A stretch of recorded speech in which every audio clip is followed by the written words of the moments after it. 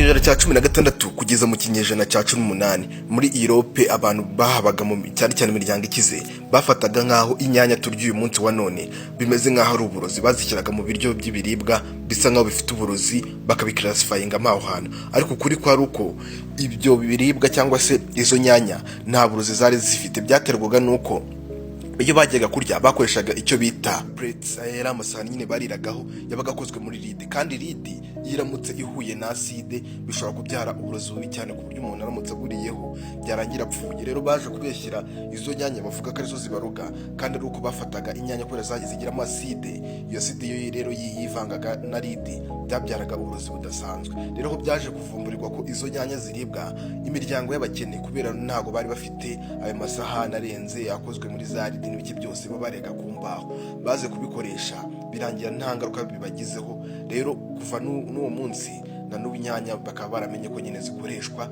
zitakiri uburozi.